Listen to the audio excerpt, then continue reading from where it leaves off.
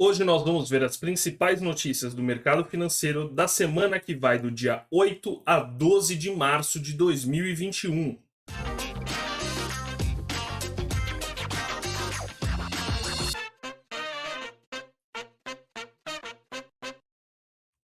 E aí, pessoal, tudo bem com vocês? Meu nome é Leonardo Zeidan, sejam muito bem-vindos ao meu canal. Antes de mais nada, não se esqueçam de deixar o like, se inscrever no canal.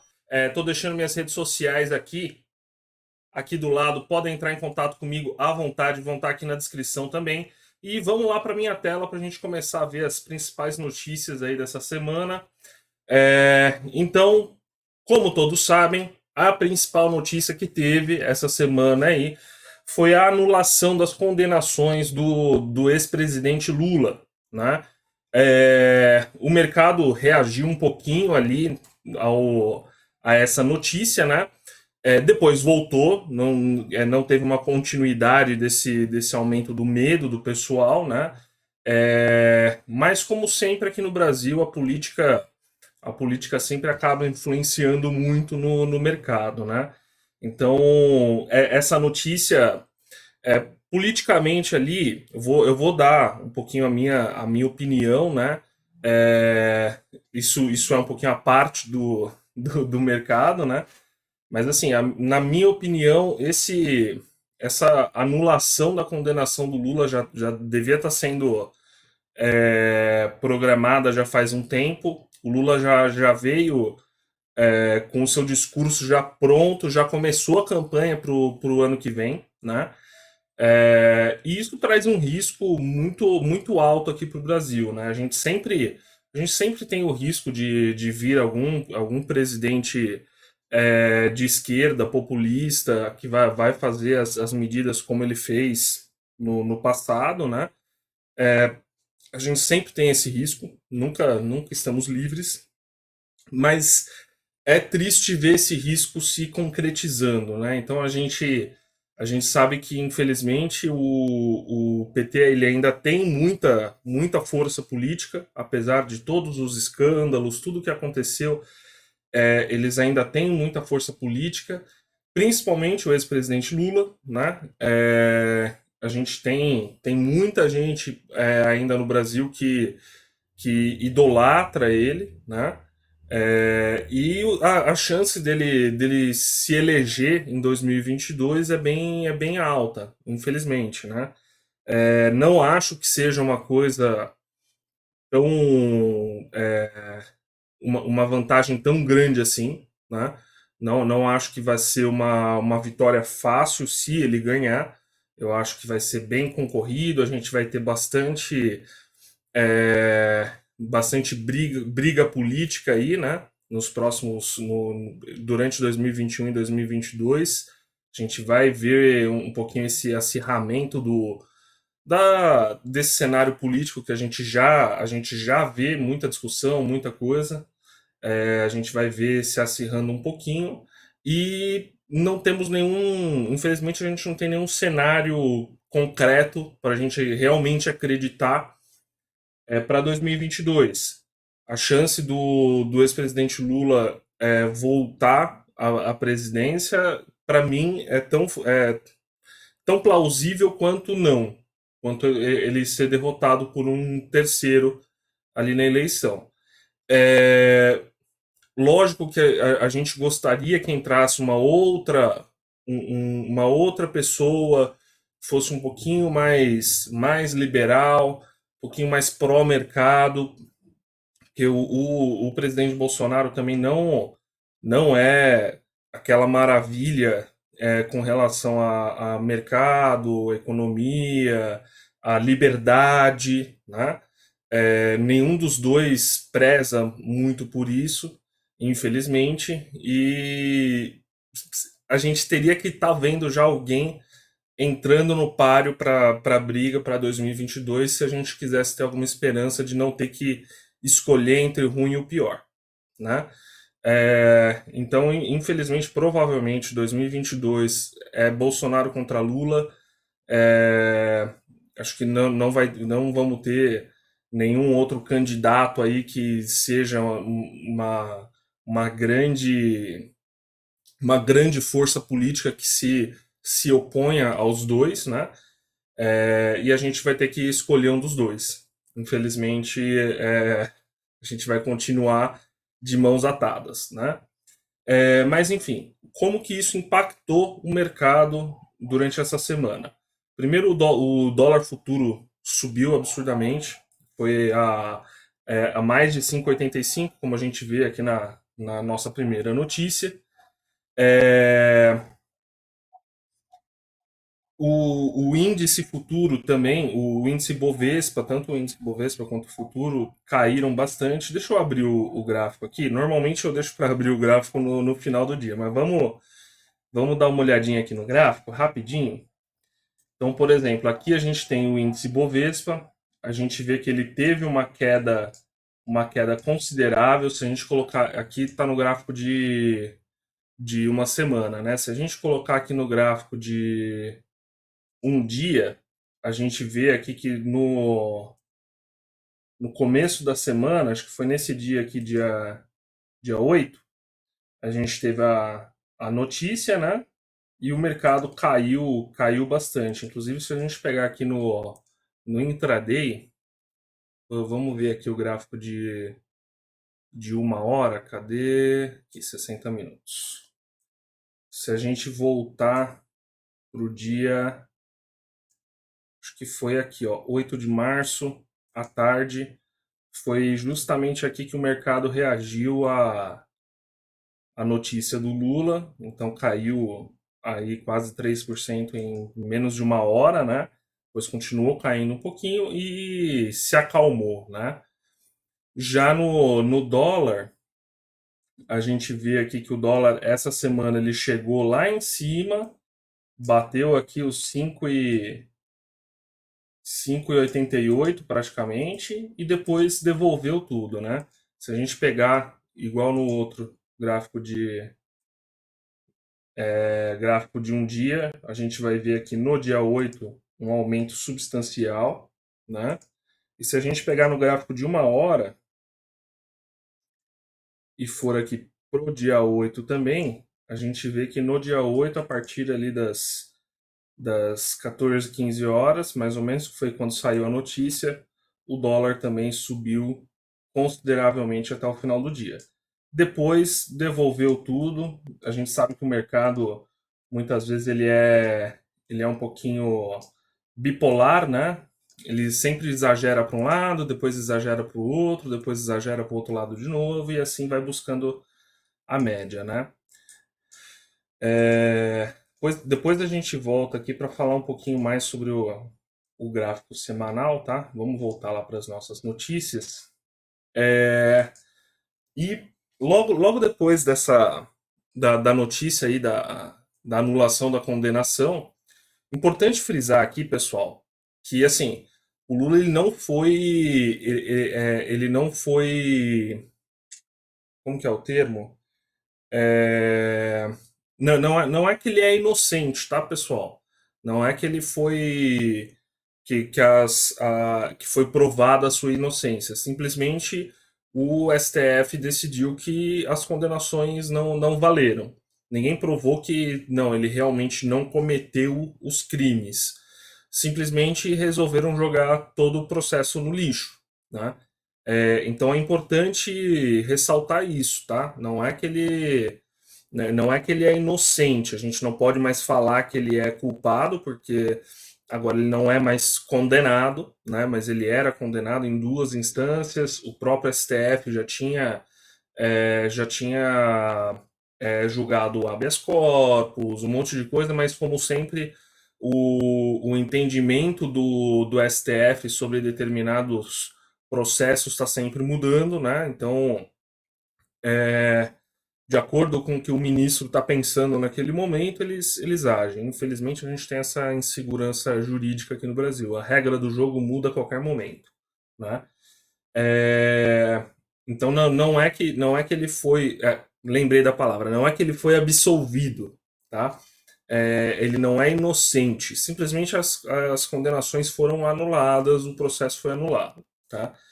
E ele já veio com o discurso já pronto já na ponta da língua, por isso que a gente, inclusive, acha que ele já era alguma coisa combinada, já era alguma coisa assim, porque logo em seguida é, ele já veio a público, fez comício, fez seus discursos, passou horas ali falando. A gente sabe que o Lula é uma pessoa que fala muito bem, né? Ele se comunica muito bem, então ele tem esse carisma que é justamente por causa disso que o pessoal gosta muito dele, né?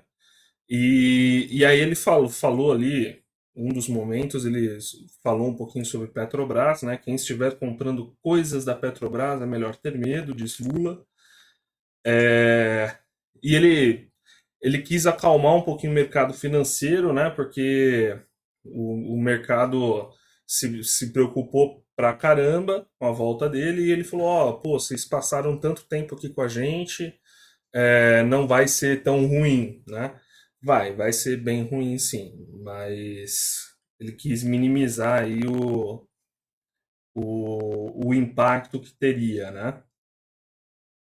É, novamente ele falou aqui, como a gente já está cansado de saber, ele é contrário às privatizações, independência do Banco Central, que foi uma conquista pequena, mas uma conquista que a gente teve recentemente. Ele já se pronunciou contra, né? É, dizendo que é melhor o Banco Central estar na mão do governo do que na mão do mercado. É melhor o Banco Central nem existir. Mas vamos ver, né? Aí, em seguida, PGR recorre contra a anulação de condenações de Lula. Obviamente, como isso aqui foi uma decisão de um ministro só, né, do Fachin, isso aqui foi uma coisa que um ministro só resolveu decidir ali que pronto, é isso, na minha cabeça é isso e acabou. A gente ainda vai ter esse processo rodando, né? Então o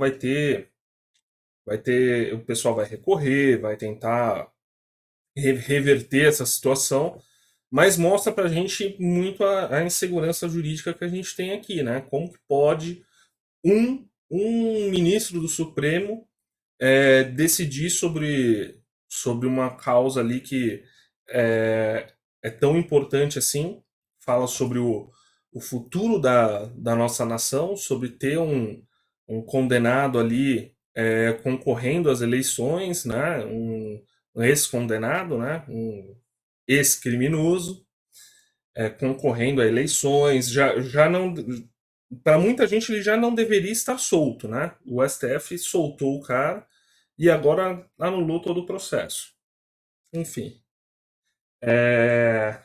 mas chega de falar de Lula porque senão a gente vai ficar aqui um tempão. Eu fico um pouquinho chateado com o Brasil quando a gente quando a gente pensa nesse tipo de coisa. Vamos lá para os Estados Unidos. Em vitória de Biden, Congresso dos Estados Unidos aprova pacote fiscal de 1,9 trilhão de dólares.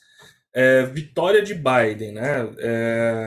A vitória é do Biden, não do mercado, não dos Estados Unidos, não do dólar, porque isso aqui é um pacote fiscal, é absurdo, né? A gente vê tanta impressão de dinheiro, tanta coisa assim. Eles simplesmente estão imprimindo dinheiro, dando para o mercado e vai. Não cai, não. Deixa a coisa piorar. E o pior é que, assim, quanto mais eles imprimem dinheiro, mais tem inflação, mais esse dinheiro sai da população mais vulnerável e vai para quem recebe esse incentivo, esse pacote fiscal primeiro. Então, se eles, por exemplo, em 2008, eles entregaram o pacote fiscal na mão dos bancos, né? Salvaram os bancos. Então você concentra ali mais renda, mais recursos, e esse recurso acaba saindo da mão de quem não recebeu, né? Então, por mais que a gente às vezes tem a cabeça que não, a pessoa vai ficar com a mesma quantidade de dólares e tal, mas de fato os dólares vão deixar de valer tanto, né? é, por conta desse tipo de medida, né? Mas infelizmente é algo que todos os bancos centrais estão fazendo, eles estão imprimindo dinheiro, estão tentando conter a crise na base da impressora e estão jogando a responsabilidade lá para frente, né? Os próximos que se virem, infelizmente. Guedes indica que Pronamp pode ser permanente. Isso aqui, o Pronamp foi um programa aí que veio para tentar melhorar ali o crédito aos microempreendedores, a, a empresas pequenas, esse tipo de coisa. É, foi bem importante para evitar uma quebradeira maior aí no meio da pandemia, mas me preocupa esse tipo de medida virar permanente, né? Porque esse tipo de medida acaba gerando algumas distorções. A gente tem um acesso ao crédito maior, assim como o FIES, esse tipo de coisa, que deu um grande problema, porque é, o governo, o que acontece nesses programas é que o governo assume o risco de crédito que os bancos teriam, né? Então, isso é um incentivo para os bancos emprestarem mais a uma taxa de juros menor, né?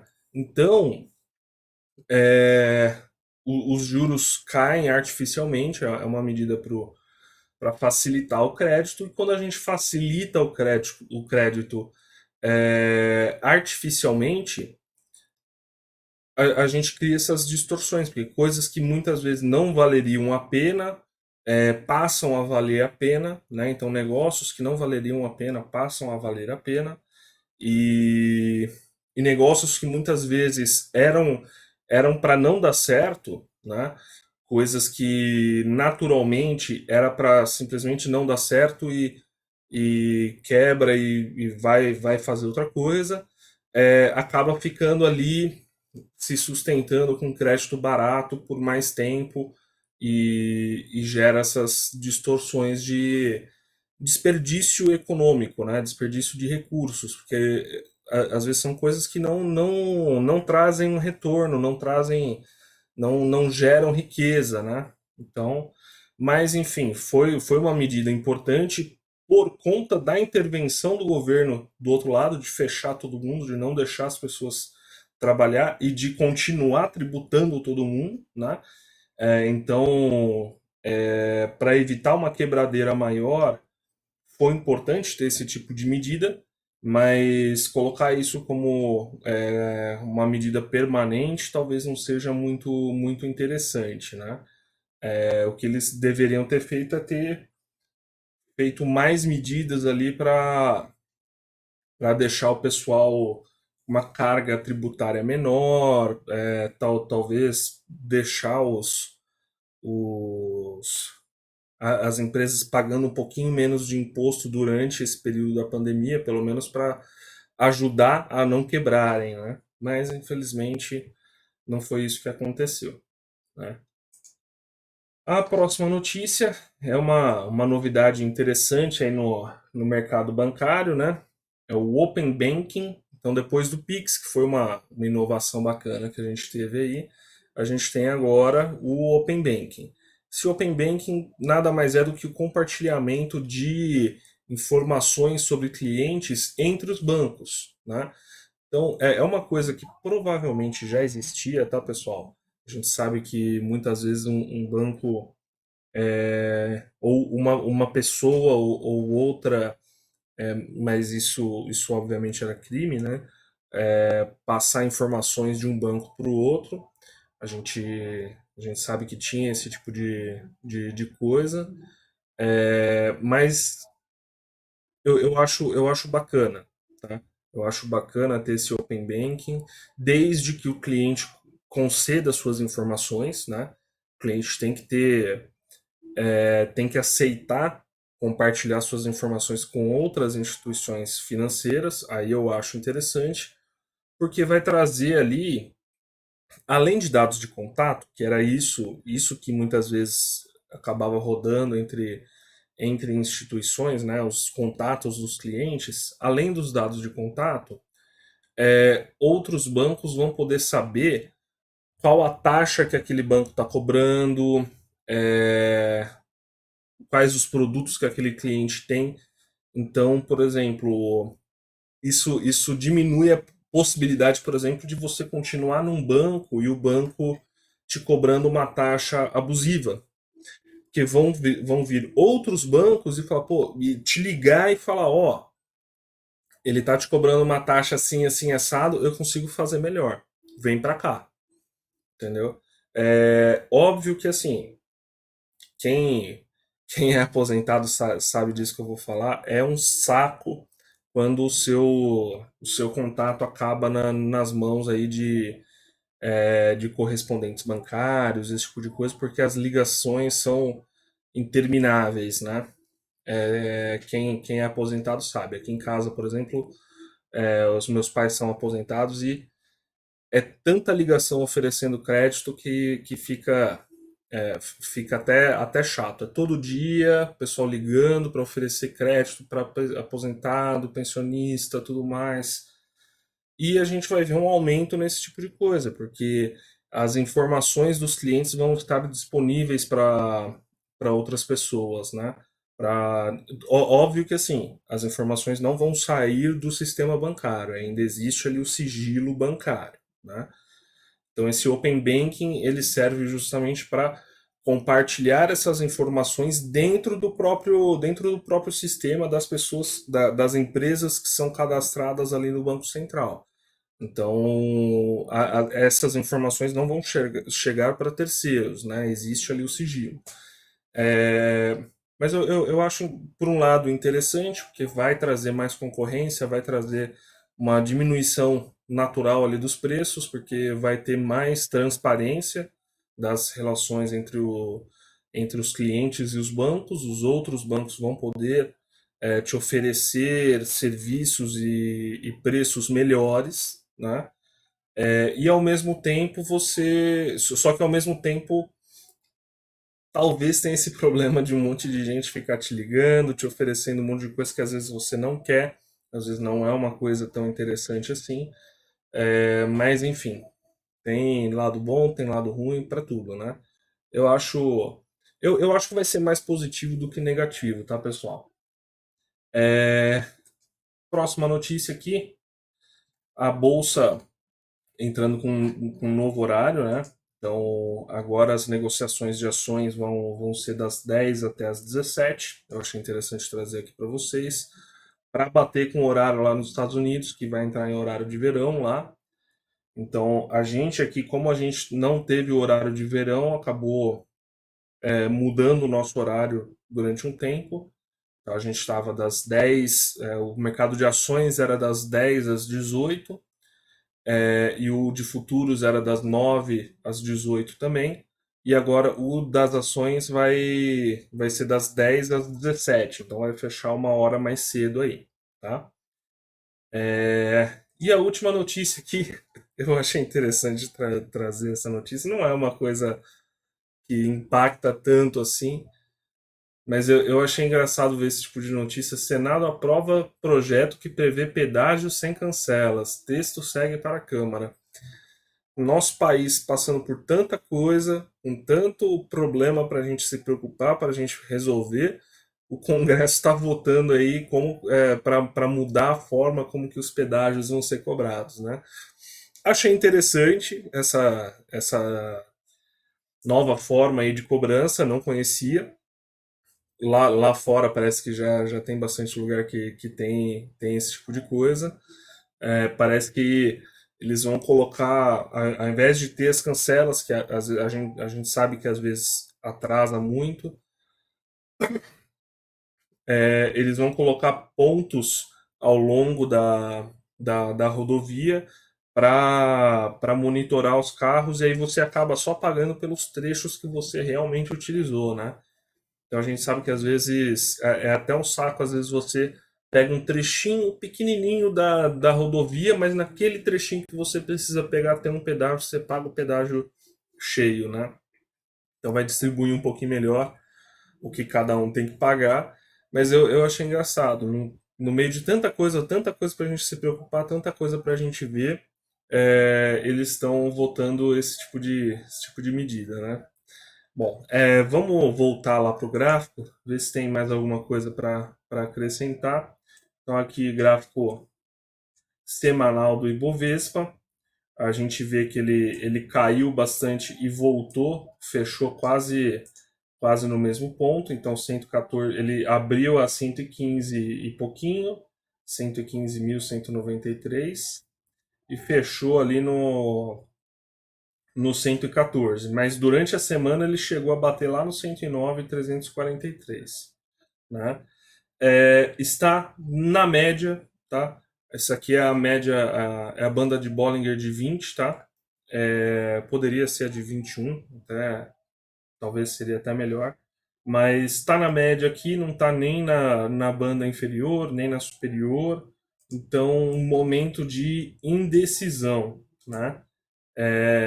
Claro que a gente vê aqui que durante essas últimas semanas aí, principalmente aqui, desde o começo do ano, a gente vê uma queda, né? E a gente ainda não está vendo nenhuma confirmação da quebra desse movimento de queda. A não ser o fato de que ele estava na banda superior e voltou agora para a média, né? Então vamos ver. Mas é sinal ali de indecisão, não tem muita ação para a gente tomar nesse tipo de mercado, tá? E o dólar futuro, aqui também gráfico de uma semana, a gente vê aí a volatilidade essa semana foi bem alta, então ele chegou a bater lá os 5,88, né? Ele abriu a 5,74, então abriu essa semana já bem altinho, lá em cima da banda, né? E voltou, deixou e fechou aqui no 5,55. Então teve bastante volatilidade essa semana o dólar. Pode ser que a gente veja uma continuação dessa queda, pelo menos aí até a média, né? A gente vê que a média aqui já faz algumas semanas que tá bem de lado, né? Ali no 5,39. Ele vai lá para cima, volta, vai lá para baixo, volta, tá? Com a volatilidade alta, mas está ali meio que estável, né? É, Bom, pessoal, acho que por essa semana basicamente é isso, tá? Não se esqueçam de deixar o like, se inscrever no canal, isso ajuda bastante a gente continuar produzindo conteúdo aqui. É, Vou deixar meus contatos aqui na descrição, então aqui na tela, podem entrar em contato comigo à vontade, comentem, deem suas opiniões e por hoje é isso, até a próxima, tchau, tchau.